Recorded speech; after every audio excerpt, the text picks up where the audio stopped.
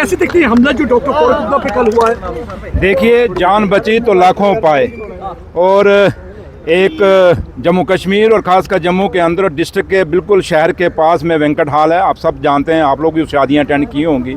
और ये सवाल मैं आप पे छोड़ता हूं कि आप इस हमले को किस तरीके से लेते हो, क्योंकि डॉक्टर साहब के बिल्कुल पीठ पे उसने टिका दिया था। मैं शाबाश देता हूं डॉक्टर साहब के पीएसओ जो हैं, उन लोगों ने अगर वो हाथ, क्योंकि गोली और हाथ उन दोनों का गड्ढा चला जिससे ऊपर चली गई, और छरे मुझे और नासिर साहब को भी लगे उसके जो ऊपर से गर्म गिरते हैं। तो लिहाजा मैं आप जो मीडिया है, मैं आप पे छोड़ता हूं, आप ये इस चीज़ का फैसला करें कि ये जो हमला हुआ है, क्या जम्मू कश्मीर के सबसे और हिंदुस्तान के सबसे प्रोटेक्टेड आदमी डॉक्टर फारूक अब्दुल्ला साहब के ऊपर हुआ है। इसका पता चला और डॉक्टर फारूक अब्दुल्ला साहब के ऊपर जो हाईली प्रोटेक्टेड है, और former prime minister, former union minister और आपके वो एमपी रहे हैं, उस आदमी पे अगर यह इतना बड़ा हमला हुआ और एक आम ऐसे जैसे आदमी आया और गोली चला के चला गया, ये एक बहुत बड़ा सवाल आज खड़ा कर रहा है। और अगर डॉक्टर फारूक अब्दुल्ला साहब के ऊपर, क्योंकि डॉक्टर फारूक अब्दुल्ला साहब के साथ लेफ्ट साइड में मैं चल रहा था और राइट साइड नासिर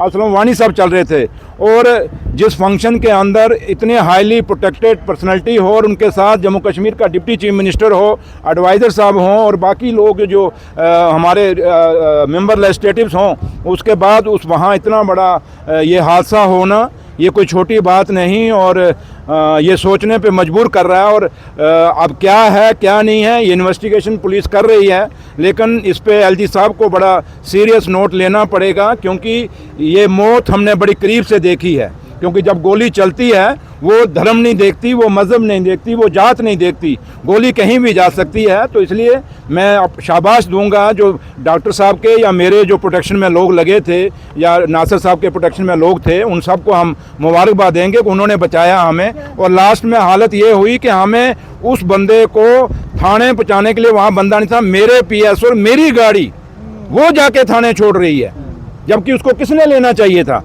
ये सवाल भी मैं नहीं कहूँगा किसको लेना चाहिए, नहीं, आप इसका जवाब मांगिए लोगों से, क्योंकि मेरे पीएसओ मेरी गाड़ी जो है स्कॉर्पियो गई और उसको जाके थाने हवाले किया। वहाँ उस बंदे को पकड़ने वाला अगर मैं भी छोड़ देता, क्योंकि डॉक्टर साहब को हमने पहले निकाला, उसके बाद मैं निकला हूँ, अगर मैं भी आ जाता तो बंदा कहीं भी भाग सकता था।